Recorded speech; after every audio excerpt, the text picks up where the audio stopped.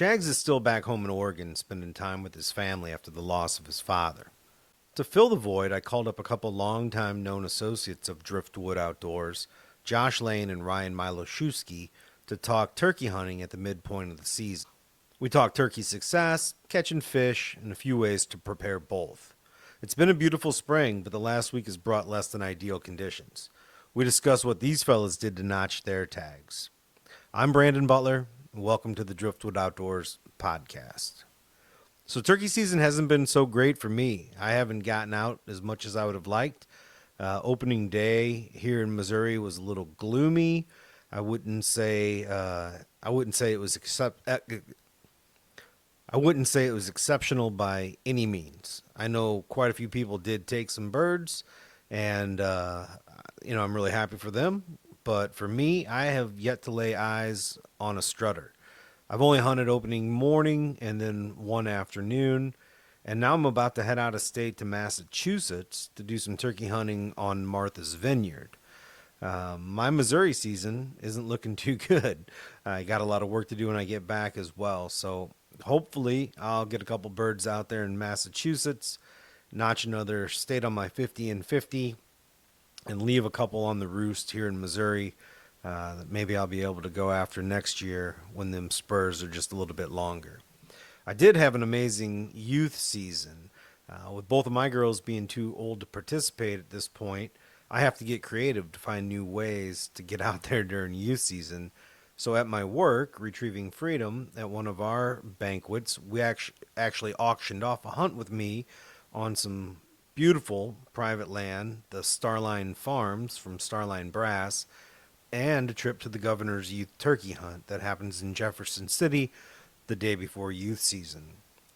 So this year, Missouri's youth season was April 12th and 13th.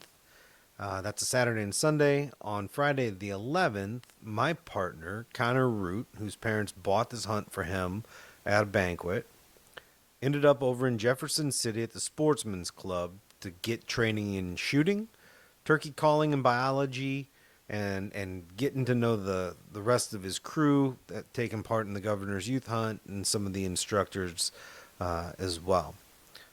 It's such an amazing experience. The National Wild Turkey Federation, the NRA, the Conservation Federation of Missouri, all come together and put this event on. It really fluctuates with the governor. Governor Nixon really did it up right. After that, we had Governor Greitens first, and then Governor Parson. They continued the tradition, but didn't really participate. And I'm excited that Governor Mike Kehoe was not only present, but fully engaged. You can tell, the governor is a big sportsman, and this mattered to him. To hear those turkey calls ringing out that each of the kids got as a gift in the governor's mansion, it's just special. It's fun to see. The kids are lit up by it.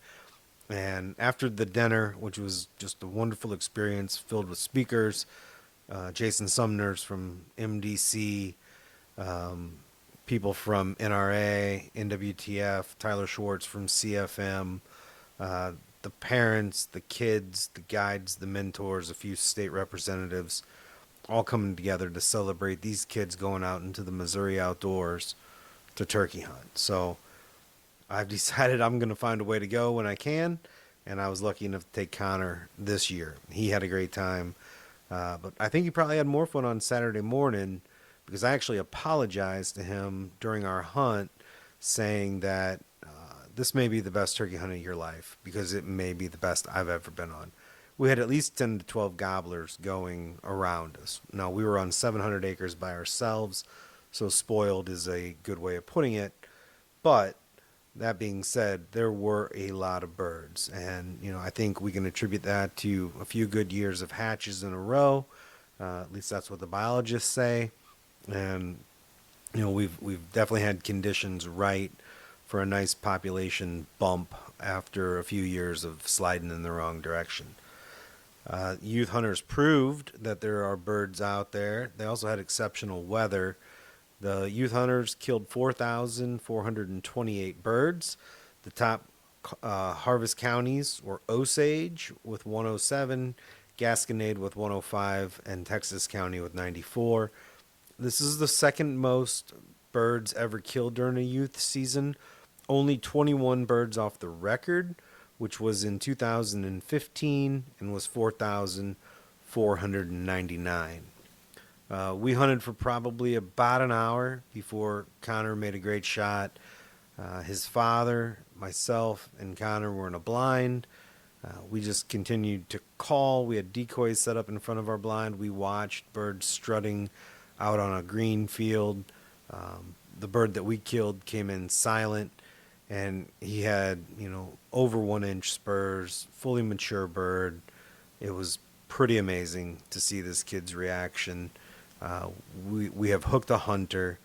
We went out into the woods, found a few morel mushrooms, told him that he needed to go out and catch crappie to complete the spring trifecta.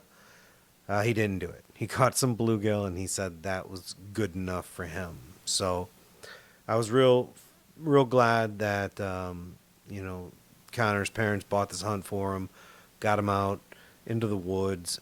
I'm glad I got the chance to meet him and talk to him. He's a special young guy. You ask him, what do you want to be when you grow up? And you expect to hear, the more common responses. And he said he wants to be an astrophysicist. So we sat in a blind and we talked about the cosmos.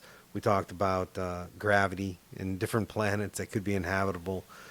So inside the mind of a 12-year-old is a fun place to be in a turkey blind early in the morning when they're full of excitement. So we had a great time, got that bird, taught him how to skin it, got it taken apart, sent him home with the thighs and the legs after they were told, don't worry about those. You're not going to want to eat those. I said, no, you want to take those home and you want to braise them. You want to do some shredded turkey, some barbecue turkey sandwiches. Milo and I talk about that a little bit later in the podcast in different ways that you can prepare your turkey, and also some fish when we get into talking about fishing. So I myself won't be hunting Missouri again until the end of the first week of May. If everything goes well, Jesse Dubell will be in town from New Mexico, and we should have a good hunt. So the next couple podcasts could be turkey heavy. Hoping to bring you a good podcast from Martha's Vineyard with Johnny Graham. If you aren't familiar with Johnny Graham, go back and listen to those podcasts. Incredible chef, lived with Bruce Willis, had a catering business in Jeff City. Now he's out on Martha's Vineyard, and I can't wait to get out there and see him take out some of those Massachusetts turkeys and then turn them over to a world-renowned chef to prepare while we're out there on the island. Hope to get it done early so we can maybe do some fishing. I've never been out to Nantucket before, and I'm looking forward to seafood, getting into some oysters, some fish. If we could do the striped bass, that would be incredible. So you'll have to tune into the podcast to find out how that trip goes. And when we get back to Missouri, how the turkey hunting here goes. Well, I think I'll turn it over to the first of two interviews, this one with Josh Lane. Josh has been on the podcast a number of times. His boys, Hudson and Hadley, we refer to them as Walker and Texas Ranger, and his older boy, Hunter. Those four Lane guys all together, they are hardcore outdoorsmen, and they don't show much mercy on the turkey. So it'd be fun for you to listen to how all four of them got on the board in the first week. And then we get our buddy old Milo on the phone, and Milo knocked a bird down opening day in Gasconade River region area, and he's got a Kansas tag burning a hole in his pocket. So he's got a little more turkey hunting out in front of him as well. So I hope you enjoy the podcast. Reporting in from Lake of the Ozarks in Missouri is the patriarch of a family that never takes it easy on the turkeys, Mr. Josh Lane. You and the family have put a hurting on the birds this spring already. Yes, we have. So who's on the board? There's four of us, and we're all on the board. So Really? yes, Walker sir. and Texas Ranger have made the board. Yep, Walker and Texas All right. Ranger both. So Well, this was Texas Rangers last youth season, right? yes, it was, and it went out with a He's a bang. 15. He's 15. Yep, he's 15. So if you know what we're talking about with Walker and Texas Ranger, you got to go way back into the Driftwood archives. Josh Lane showed up with his boys down at the cabin, man, 8 years ago now, Yeah, and something something like like that. yeah. And we we we decided to keep Josh as a friend, even though we decided that he was conducting child abuse by feeding his children raw meat when Hadley and Hudson were walking around. Hudson was all about it, but Hadley was doing his best to give it away. And at that point, they became Walker and Texas Ranger. So Hudson Lane is Walker, and Hadley is Texas Ranger. So tell us about his last youth hunt. Oh, it couldn't get any better. It couldn't have got any better. We went out there about daylight, and Hunter, my oldest, had said he had a bird roosted on his new place. So we went there and didn't hear it where he thought he was. So we had to make a few adjustments, and we got to. It's probably the most perfect little green opening in the woods you could ever find. It's on the top of a little ridge.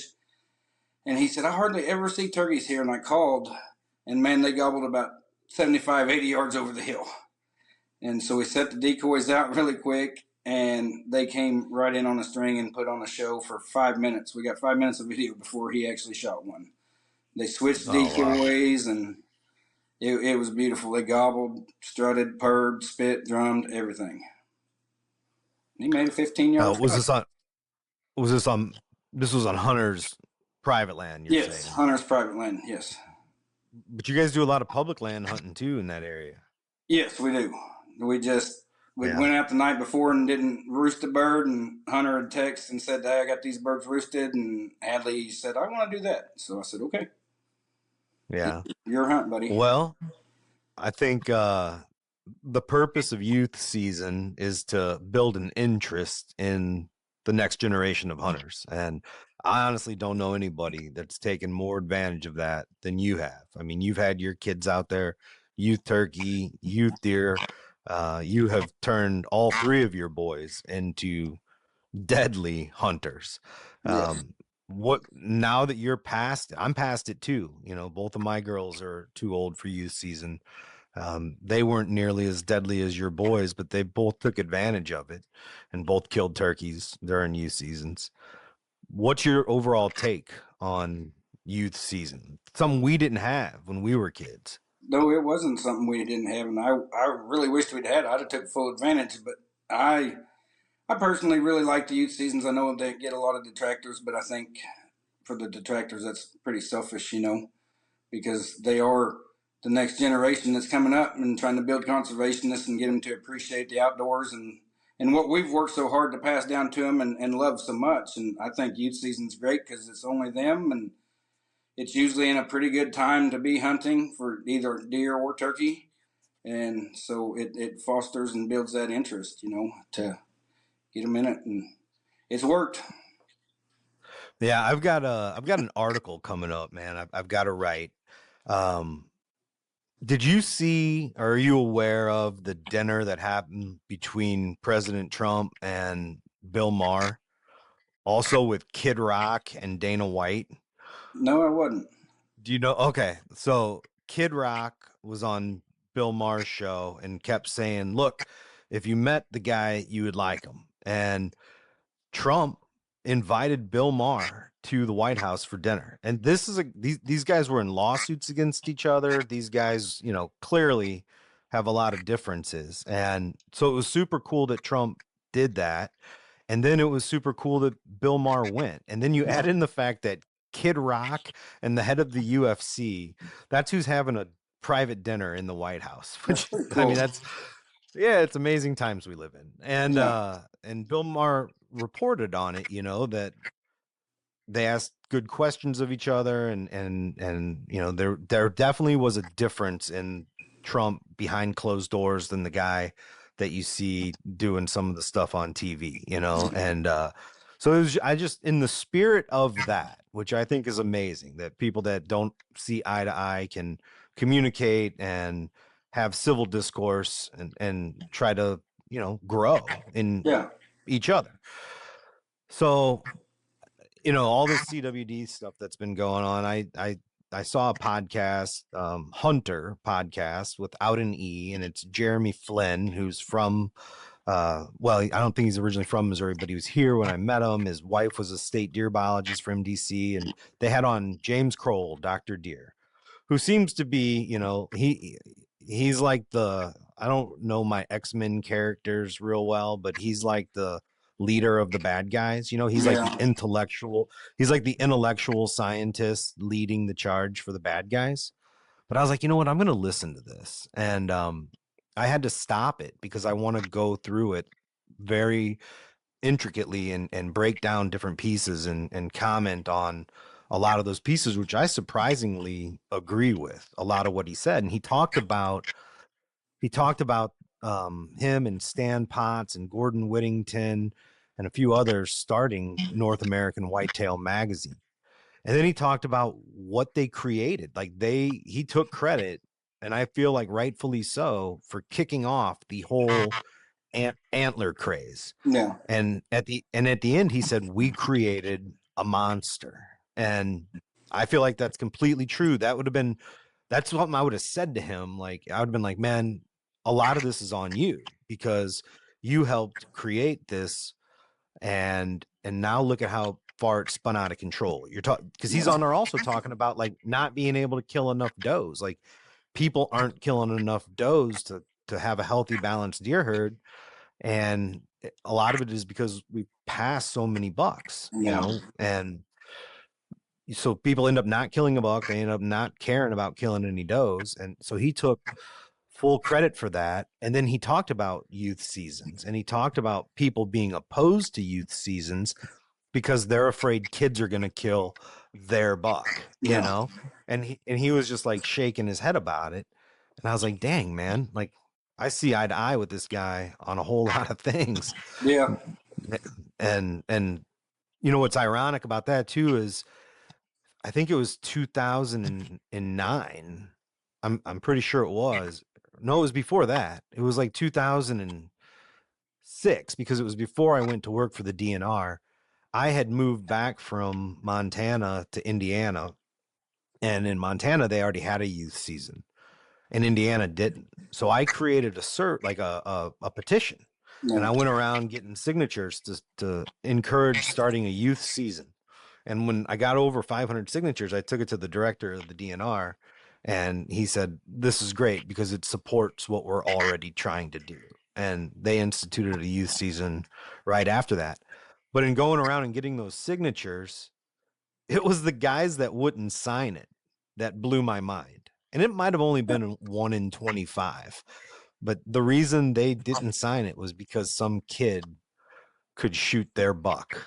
Yeah. And I just think that's just horrible. I see So, a lot of that. Kid could shoot my turkey. Kid could shoot my buck, and I'm like, well, what? They must not have kids. That's all I got to say. right, right. Or they're the parents that like don't check report cards. Yeah. And unfortunately, there's a lot of those out there, and quite a few of their children are commenting on the Driftwood Outdoors page lately. Yeah. Probably so. So then who killed next after Uh, Texas Ranger? Walker did Monday. Oh, Hudson. We went out and Yeah, opening morning bird. about 11 o'clock. Opening Oh, morning. midday bird. Yeah, good midday bird. We'd hunted and we was hunting public and ran in. We went prepared because of all the rain. I had 5 inches of rain here, and we to the public ground we hunt. We got across the little creek and we went, and it was running bank full Sunday night. So we took our waders. Well, somebody beat me to the spot by about 5 minutes maybe, and we talked, and they agreed to go one way and I agreed to go the other, and they didn't have waders, so I don't think they ever made it in because by that time Hmm. it went down, but it was still over my knees. And so we hunted that morning, tried to get some birds to come in. They just wouldn't cooperate. And so I said, well, let's see if they've left. And if they have, we'll go to the side that they were supposed to hunt and see if we can call something up. So they'd left. So we went over there, and I'd called and couldn't get a gobble to save my life. And I said, let's just walk over this one more ridge because sometimes I've got one to gobble just by walking over the ridge and calling. It makes a difference for some reason. So we walked over that ridge and I was calling and I happened to look down the draw and seen three turkeys walking right towards us. And I said, sit down. And there's a tree right close. So he sits down and he goes, are you going to double with me, Dad? I said, if they're Jake's buddy, I said, I don't really think I want to, if that's all right. And he's like, well, that's fine. And he didn't care what he shot because he hadn't killed a turkey in 5 years. So he was Yeah. wanting to shoot a turkey. And they end up, I called them up to about 40 yards and they kind of milled around out there. You know how Jake's do, just looking, long necking is what I call it. And they'd switch back and forth. And finally I told him, I said, buddy, you're going to have to shoot one because they're starting to get a little nervous. So he shot one and I thought he'd miss because I seen fly off and I didn't see it flopping, but it was just laying there stone dead. He Yeah, you jumped sent up. me the video. He's like, I got it. Yeah, oh, Yeah. he was excited. He run down there, so he was Yeah. so excited.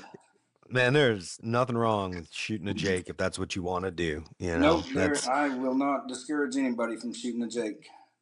that was another thing Kroll said was that the number 170 was the worst thing that ever happened to deer hunting. Yep. And Yep. he said that him and some other people, if they had to have a scoring system, they would take antler inches times years of age. No. So like a mature 6-year-old 130 point 8-pointer, is a mature buck, and No. that's where we should be looking. And and if that was the case, we wouldn't have these high fence places to begin with. So Yeah. yeah, it all ties together. The antler insanity, I think they Yeah. were talking about.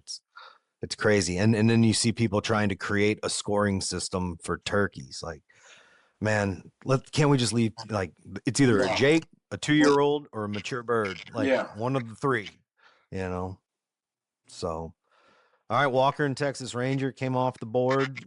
Who was next, you or Hunter? Hunter shot one Monday about the same time that Walker did. He texted me right as we was walking up to Walker's bird that he'd shot one. He actually there at his new house. Him and a buddy go down to a community down south called Halfway. Usually on opening day, his buddy's got some land down there, and they didn't hear nothing, see nothing. So he came back up to his house there that he's building and went in behind it. And he said, I called one time and sat in the blind, and 10 minutes later, 4 gobblers are in my lap at 15 yards. So, and Now he's still in his first year of marriage, right? no, this is his, yeah, for a year and a half. He got married. It'd be October. It'd be 2 years ago.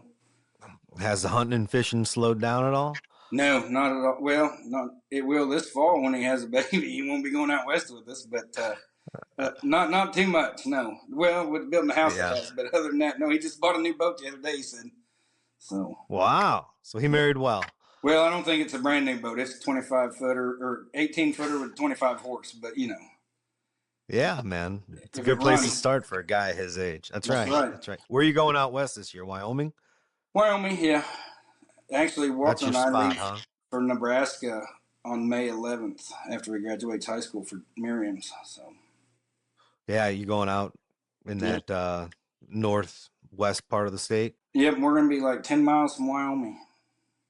Okay. We're gonna be Are you way. going with an outfitter? Nope, I'm just gonna do it ourselves. Yeah, what kind of not the name of the public land, but what kind of land is it? Uh, well, what do they call them? Wildlife management areas. They got a lot of them. Okay. Yeah. When I got lucky when I was going out there, I had some access to some nature conservancy land. It was Yeah. leased by deer hunters that didn't turkey hunt.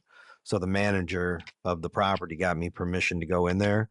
I was telling a story about that hunt the other day. Like, I sat down by a tree, and when I'm thankful those turkeys couldn't fight back. There was 200 of them around me when they started in the morning.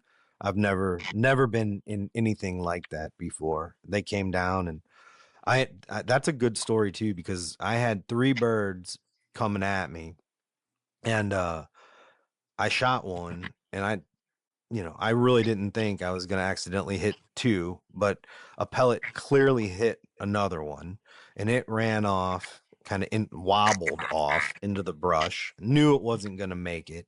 And in Nebraska at the time, This is one of the last years you could still kill 3 turkeys in the same day, each having their own license. But I'd only bought one license. So I had to go back to my truck to log in and get another license bought. And then I came back and killed that turkey and then put them both in my truck and drove out of that property. And man, we're talking very far out, middle of nowhere property along the Niobrara River. And within a quarter mile, I got stopped by a game warden. And I was like, let me tell you what just Yeah, happened. Like, let me explain here's this two to you. turkeys. You're going to see that I just bought this tag like 5 minutes ago. Here's why. This is why I did it. And they were like, hey, that's perfect. Thank you for doing the right thing. So, you know, ethics is doing the right thing when no one's watching. Right. I can't say I've done that every time in my life, but I certainly did that time, and I try to do it every time, at this point in life, and it paid off because I got checked. And but unbelievable hunting out there. So I'm in. I stayed up late the other night getting into the Utah draws. So because I do the moose in Montana, I can't draw that. I've got 18 points for sheep and goat. I'm still just doing preference points on elk, mule deer, and antelope in Colorado. I'm up to 18 or 19 elk points in Colorado. Oh, So you wait, got quite a wait few. until after I turn. That'll be my. That's the cherry on top of the 50 and 50 quest. So Yeah, once that's over, I'll cash those points in and take a shot at a big bull. you should have good luck. So yeah, the only tag that I feel confident that I might draw, I feel like I've got about 50% odds on, is a mule deer tag in Utah with a muzzleloader right on the um, Colorado border. No, So, you should be able to draw. yeah. Well, tell us about your turkey hunt before we hop off here. Well, I went out Wednesday. My boss and I, excuse me, have an arrangement, and I take opening day turkey season off, and then if I don't get my bird, then I work. I go turkey hunting until I decide to come to work, and then I come to work. So it's a pretty good arrangement. And he asked me That this is, year if I was going to do the same thing. I said yeah. So I hunted Wednesday morning, got out there, and they would not gobble. I went right all the way up to the ridge that they had been on the previous 2 days, and they was just off on. They kind of roosted on the private land and tried to call them over, and they wouldn't come over. And I thought, well, I'm going to beat them, get way up on that ridge, and they have no choice but to come to me. They didn't gobble till like 6:15. So I said, well, and one would gobble very sparingly, and I heard a gobble behind me, but didn't think anything of it. And I kept hearing one, kind of thought maybe down below me that might come to me. And so I eased off the top of that ridge about 100 or so yards down, and I'm sitting there and calling a little bit, and this bird gobbled. And I was like, well, he's closer. And all of a sudden I look down, and here comes a black turkey through the woods. I'm like, oh, dang. So I got my gun up, and it ended up being a jake. And I said, well, if I wasn't going to wheel in the double with my son, I'm not going to shoot a jake on my own. So I just watched him, and he putted around there, and he ended up wandering off, and that bird kept gobbling down below me. And so I readjusted to be ready for when he was to come in. And that Jake must have started to come in from behind me because I thought he'd wandered off, and he started putting and made all kinds of ruckus. So I thought, well, that gobbler's done. But he stayed down there for 30 minutes, about maybe 120, 140 yards away from me, where I couldn't see him, and just gobbled and gobbled and gobbled, but would not come in. So finally, I was like, I got to get going. I might as well go to work if nothing's going to work. And so I started hiking out, and I thought, well, I'm going to hike along this ridge and go all the way over where Walker killed his bird and called. That's where I call it Gobbler's Knob. There's two big knobs, and I call them both Gobbler's Knob. And I get over there, and I called all the way, nothing, nothing. I get right to the top of that knob, and I called, and I hear, yelp, yelp, yelp. So I was like, oh no. So I sat right down. They couldn't have been 50 yards from me. The hill curved so bad. I sat down, called two more times, and it yelped back at me each time. And six turkeys were in my lap at 30 yards. And the one poked its head up over the hill, and I'm like, well, I don't know what that is. And I looked over to my right, seen a little movement, and there was the strutter there. And I said, that's a strutter, a mature bird, which is what I was looking for. And so I shot him, and about six birds flew off when I shot. And I went down there because I kind of thought I missed because I didn't see him flopping, but he was just laying there. He died in a little depression, just laying there. And he ended up weighing 23 and a half pounds, had a 10-inch beard, and an inch and eight spurs man, off public land. off public land. This is the Yeah. 5th year in a row we've killed at least 1 to 2 birds off that piece of public land. It's a Well, it'll be close guarded interesting to secret. see what the harvest is, because opening day is so much of the harvest, and it was pretty slow, I think, at Yeah, least in my neck of the woods opening day. But it sounds like you guys took two, and youth season was just less than 50 birds off of the record. I yeah, can't remember how it was only a few birds off the record. yeah. I think it was four So, thousand and some. It was phenomenal youth season. So yeah, well, I guess we'll let people keep thinking that the turkey hunting's no good. yeah, hey, More they can birds think for that all they us. want. It works for So, me. and then I think the best tip of your whole segment here is just name all your public land spots the same thing. That's how you protect them. That's right. Every Everywhere's just gobbler's knob. Gobbler's knob. That's right. Yeah. All right, man. Well, you gonna get back at their second part of the season? Yep, I'll be out there Monday morning. I'm actually going to handicap myself. Not handicap, but my grandpa left. I got, when he passed away, I got one of his old shotguns. It's a J.C. Higgins Sears and Roebuck model with the poly choke on the end, and I'm going to take that out and try to kill a turkey with it this year. So. Oh man, I'm gonna try to one up you here real quick. I am hunting with my great great grandfather's single shot 12 gauge. It was Yeah. gifted to me by she's actually my dad's age, but my grandfather's first cousin, and so it's my second cousin. And when her dad died, my uncle Chet, who's really my great great uncle Chet, she gave me this gun. She thought it had burned up in the cabin. So I texted her, but I guess I never told her that it didn't. I didn't see Yeah. any reason not to. And I texted her on Monday, showing it to her in the woods, and she was just ecstatic and started sending me pictures of my great great grandparents that I'd never seen before. And I'd never shot it. I don't know if this gun's hunted in the last 60 years, but we set up a target and shot it at home. And then I took it out in the woods, and I'm doing my best to let that gun eat after being in a closet for, longer than I've been alive. Yeah. Them So, old guns got a lot of life to give still. So. oh yeah, man. All right. Well, thanks for hopping on. Yep. Congratulations on a family full of birds, 4 birds down in the lane crew. Yep. And I bet there's more to come in the second half of the season. Oh, So, I'd say so for sure. all right, buddy. We'll talk to you All later. right. Thanks. Bye. Bye. Checking in from the west side of the state, hailing from Kansas City, Ryan Miloshewski is another Missouri hunter that knocked down a bird. How you doing, man? Doing well. Happy to be here. Yeah. So, did you succeed on opening day, or was it the day after? Yep, opening day, which I'd never kill one on the opening day. I don't know why. I think I can count on one hand the amount of birds I've killed on the Monday. And normally it's Tuesday or the hellscape that is May with ticks and other biting fauna. But no, I was done about 8:30. So Public land, private land? private land, yeah, my cousin's place. Nice. Nice. Yep. Over there by the city? No, it's actually in Gasconade County, about 3 hours away from me. So Okay. yeah, I've been hunting there since I was 5, 6 years old. Well, walk us through the hunt. It doesn't sound like you have a lot of time out in the woods with the turkeys this spring if you got it done the first 2 hours, but what Yeah. were you seeing out there? Really, it was kind of a poor opener. It was windy. I mean, really windy. We had 30-mile-per-hour gusts. It was cold, I think 44. But yeah, I've been watching them on camera the past month or so, and there's been 4 or 5 in this area, and so I set up to where they mostly were on camera, and of course they weren't there opening morning.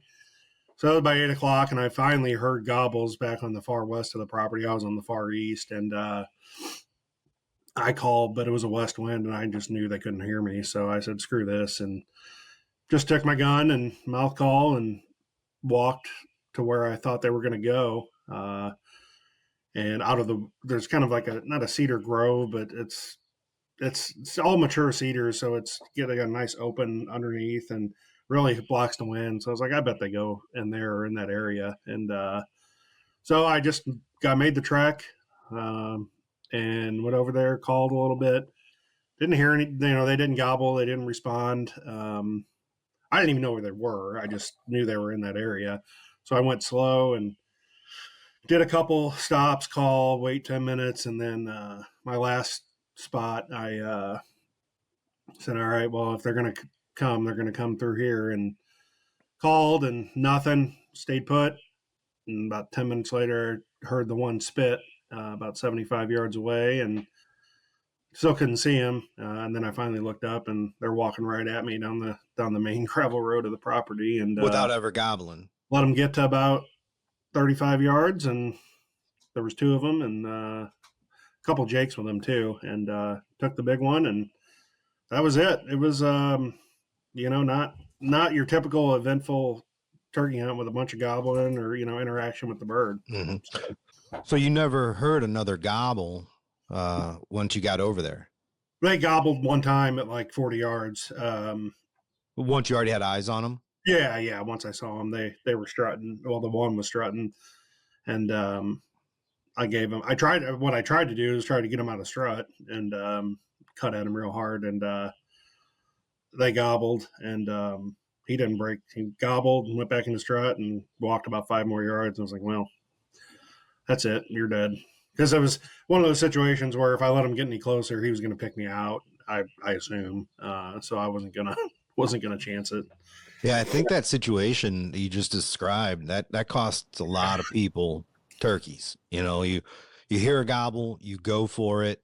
You can't get them to gobble again. You continue to move in, and that you bust that turkey with. You move in and you bust that turkey without ever even laying eyes on it. You know, 100%. So yeah. what's your strategy in that situation? As you're moving towards that distant gobble. I think the biggest thing is I think helping to know the property is really valuable, but I think just being patient. Turkey hunters generally are just not patient, especially the guys that like to run and gun. Now you could probably get away with that at certain times of the day, strike one up and then have him come running and gobbling his head off. But I just knew that they were over there somewhere, and so going fast wasn't really, the play. Because like you said, all you're gonna do is just run. If you run up to where you heard the gobble, you're just gonna bust them, and before you even knew they're there, and just think, oh well, they moved off the property. So I think just being patient.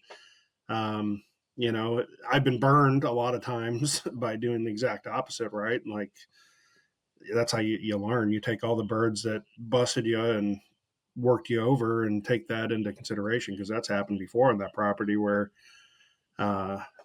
these two were based on the cameras, all spring, they were bullies. Got them running off other toms, flogging other toms and jigs. Didn't gobble a whole lot on camera with the videos. So I knew, and when I did hear them initially, I think they gobbled 4 times in a half hour. So I knew they weren't going to be gobbling too much. So my strategy was just take it slow and get to the last point. If, I didn't hear a gobble, just stay put for a half hour, see what happens. And like I said, 10 minutes later, I heard the spit and finally saw the one's head and came right down. So being patient, I think turkey hunters just like to move so fast and burn through a property or an area, and they're like, "Oh yeah, no turkeys here." It's like, okay, well, they're probably in the next county now because you spooked them. Yeah, you just described me as a turkey hunter. I mean, I have a real hard time sitting still. That I was just talking to Josh Lane and said that's what I really miss about the cabin was just being on the move. You could walk until you couldn't walk anymore, and you still didn't have to worry about being off of public land. And you hear a gobble 2 miles away, you go for it. So like my opening morning, I'm blessed to have a great place to hunt, but there's quite a few other people on there, and it's like, okay, this is your 50 to 100 acre section. This is your 50 to 100 acre section. And, you sit in a blind, and there's some advantages there too, man. Like sitting in a t-shirt with a thermos of coffee and you just sit there and wait. And if you just did that, the success is probably going to increase. If you just, you know, randomly throw out some calls, have a couple decoys set out, sit in your blind. If you can stay awake, you'll probably kill a turkey. Yep. And Yeah, and I've done it before. I don't like it. I'm more like you. I mean, like I said, I mean, I sat to the east of the property, and 2 hours in, 2.5 hours in, I was like, yeah, screw this. I'm moving on them. I'm not.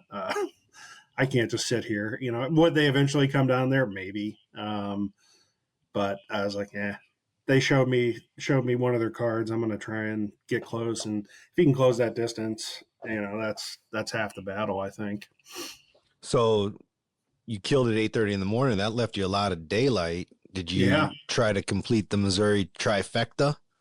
No, I didn't. I had some chores to do at the property, so I did that. I looked for some sheds and mushrooms, but I mean, in 30 years of being down there, I've never found a mushroom, and I found one shed. I'm pretty good at a lot of outdoors things, but finding sheds and morels, I might as well be blind.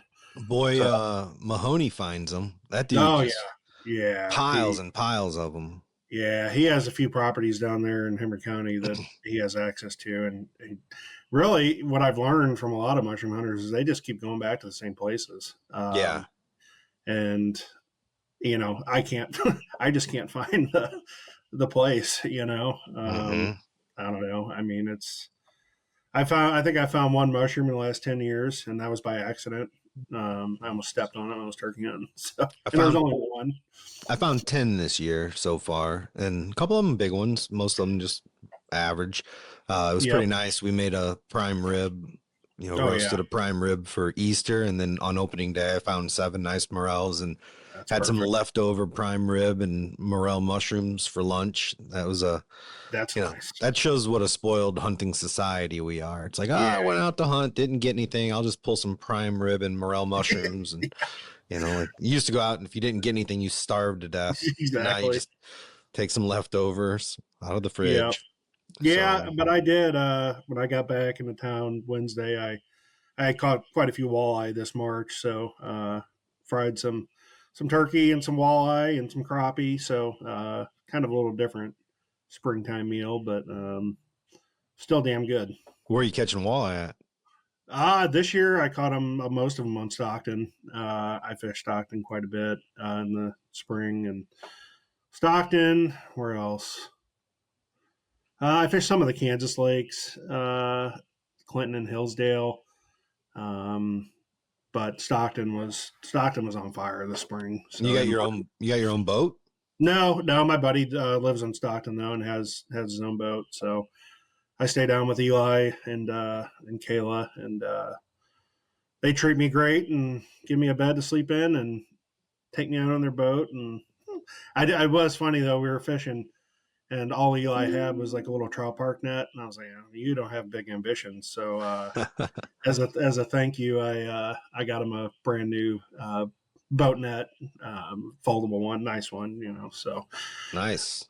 Yeah, we yeah, were supposed to be walleye fishing a couple days ago for that win, but clearly with Shags being gone, we yeah, rescheduled it. And but Chris Nelson said that the walleye weren't really doing the right thing yet, so it sounds like the best yeah, walleye days are still ahead of us.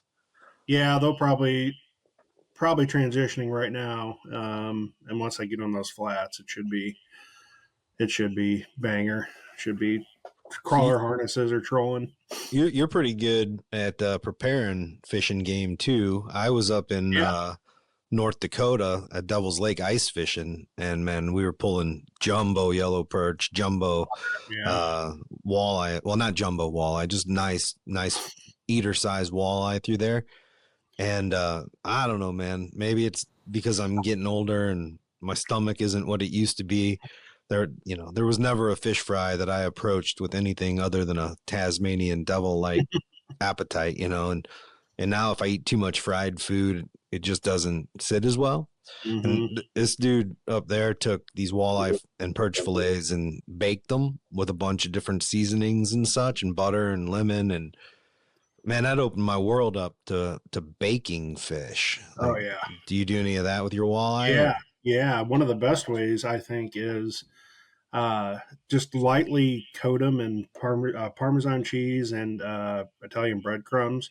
So not a real thick coating, not like a fried fish. Just mix the breadcrumbs and the Parmesan cheese together, and either water, buttermilk.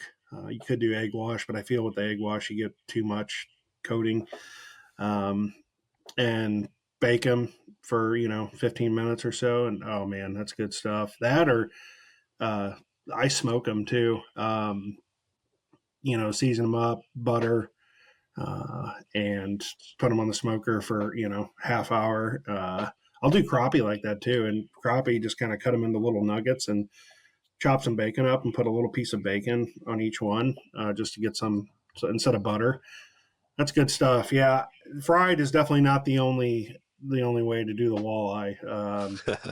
I like blackening them too. If you have a griddle or cast iron, just blacken them. Oh man, make your own Cajun cream sauce and put it over that and some grits. Yeah, that's So this kind of conversation is what led me to ask my doctor about doing some kind of comprehensive heart exam. Like I wanted to know, like after eating fried fish and bacon and McDonald's and all that for all these years, I wanted to see how close I am to death. And I went in. They had a special at the University of Missouri, and you had to pay cash out of pocket, but it was a good price. And they did a whole, like, I guess it's a CAT scan when you go into the tube, and they mm-hmm, run the camera like all the way around your body. It was like a corkscrew. It kind of like went mm-hmm. down your body. And I came back with zero calcium in my arteries. So like, Wow, yeah, man. And I figure like, okay, if I got zero now, it'd be a long time to build up. So let's keep I'm going. not as afraid of a fish fry as I Yeah, was a couple months ago. So, yeah. You still get the heartburn though from too much fried fish. or the machine was broke and I'm just like, Nah, you'll be all getting it right. wrong. So Yep. what'd you do with your turkey breasts? Or what'd you do with your Uh, whole turkey? You probably did more than the breasts, right? yeah. So I essentially quartered up, just like I don't save the wings, just because it's a gigantic pain in the ass, and I probably should, but I do save the legs and the thighs. I think the thighs are the best on the turkey, to be honest with you. What do you do with them? There's a few options I do. I make kind of like a well, I don't know what you call it, like a, not a casserole, but like a one pot dish where you add in some lima beans, some heavy cream, green peppercorns, some greens, kale, spinach. Brown off the thighs, put them in the. I got a big cast iron Dutch oven essentially, and put that in the oven at a low temp for a few hours, and put the bone on with the thighs, and take it out, and man, that's really good. Making like a, back to the frying, but making like almost like a breaded pork tenderloin on the thighs. Just smash it real thin. Marinate it, and I do buttermilk, pickle juice, and some Cajun seasoning. Marinate that for about 24 hours. Smash it out. Fry it. That's good. So you Smoke cut it them. off, you cut that off the bone Mm-hmm. and then marinate it. Yep. And that's most of your. I mean, some people do breast for their chicken sandwiches, but a lot of the best chicken sandwiches are thighs. I mean, I don't know.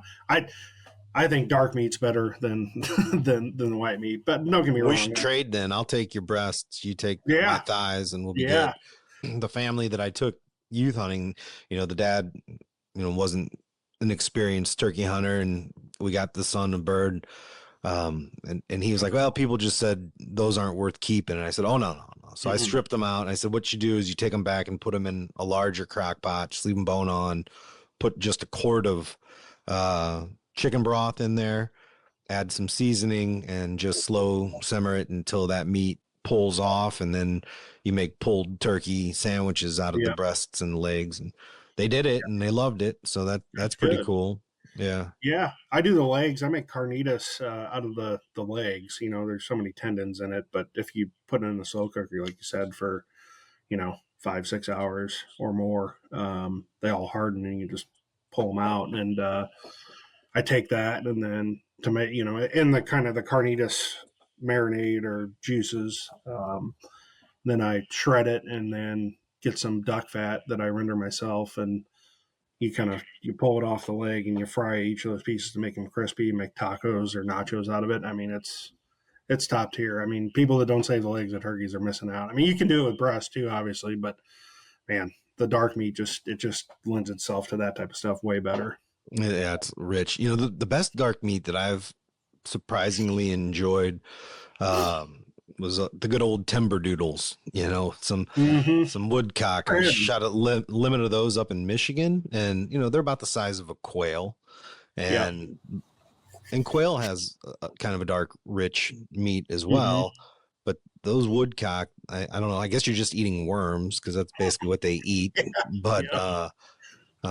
that it was like a real rich, kind of earthy, nutty Yeah. meat, and I found it to be Interesting. extremely good. But now when I go to like Ria's in Jeff City or Don's up by Huntsville, and it's a all you can eat fried chicken buffet. I'm breasts and wings. I don't Mm-hmm. waste my time on the other two. You're the opposite. I'm the opposite. Thighs, legs. Yep. That's I mean, breast is good. Like I said, I don't discriminate that much. But if I had the choice, yeah, I'd take the thighs, and that's what I mean. The turkey thigh, it's what 3-4 times the size of a chicken thigh, so Yeah. you can do quite a bit with those. But yeah, I love the thighs on the turkey, and everybody thinks they're tough because the legs are tough. I guess you'd call them the drummies, but they're not, man. They're really tender if you treat it right. I mean, that's the thing with everything though in wild Mhm. game. Have you ever roasted a whole turkey, like skinned it all the way out and done the whole thing? Never roasted. I fried a whole turkey. Yeah, well, we did that down at Driftwood at the cabin. Yeah, that was that Jake you shot, right? Yeah, yeah, Yeah. yeah. I've done that. The a whole bird, like at Thanksgiving, kind of slipping in so the family doesn't know it's wild turkey. Some of the ladies probably would, Dude, but I got an in school suspension when I was in high school for volunteering to bring the meat for the fiesta in Spanish class, and you know, and nobody ever said I couldn't bring deer meat. I'll just leave it at that. I yeah, think it was assumed that I was bringing beef, but yeah, after it was cooked and everyone ate it, I just started teasing all the girls that they ate deer, and half of them cried, and I had to go to the principal's office. And but gosh, I still won that one. That was worth it. oh Like yeah, I always that's liked it in school suspension because it was like going. I had 8 hours to read books. Like I could just sit there yeah, and do nothing. Like that was the worst punishment you could give me. It was like telling me I have to sit there and be quiet and read for a while. I was like, oh, yeah, okay, you know, darn, yeah, darn, no kidding. yeah. So I'm the same way. Yeah. well, we'll wrap this up, man. But what do you got planned for the second half of the season? You traveling out of Well, state? You doing anything like yeah, that? yeah. I have a Kansas tag. Kansas went to a draw last year for non-residents, so I have a Kansas tag for Unit 3. So I'm gonna focus on that. I like to go to Kansas after Missouri ends because generally a lot of the people that are hunting Kansas, I hunt public land in Kansas. A lot of people that hunt public land in Kansas kind of give up after May 10th, May 15th, and I like to go after. Now it's miserable, hot, but there's no people generally, and the birds are kind of hitting that second wind of, or I guess you're the last resort of trying to find a hen, and they can be really killable. So um, I'll try and shoot one more in Missouri at the place I killed my one. I went out Tuesday morning, drank coffee, and listened to birds on in the timber there, and there were about, oh man, 6 or 7 firing off. So uh, I mean, there's just a lot of birds now. I mean, it's Mm-hmm. crazy what 3-4 years has done of good hatches, and I mean, I haven't seen this many birds on this property since 2009, 2008, I think. So I'm going to try and get one in the timber there, and then go after in Kansas after that. And yeah, it's just it's nice. I mean, it's bittersweet to be done in 2 hours, but it's nice. It's relaxing. You don't have that pressure of trying to get one down. But yeah, it's really nice in Missouri. The places I hunt that now I'm comfortable. If somebody else wanted to go too, taking 3-4 birds off the place but not, I wouldn't even blanket it now. Where even 2 years ago, I'd say one is max. Yeah, So we've had some good hatches, man. It's like yeah, it's great. So yeah, I'm excited. It's spring. It never lasts long enough, but um, it's nice to have the turkey down and have the meat, and um, then kind of focus on kind of like how I fish. Kind of focus on making them do and making them or killing them how I want to. Because I like timber hunting more than fields or any open. I like running the ridges and no decoy, just a mouth call and a gun and just, so I'm going to try and do that a couple times. all right. Well, I'm gonna let you go.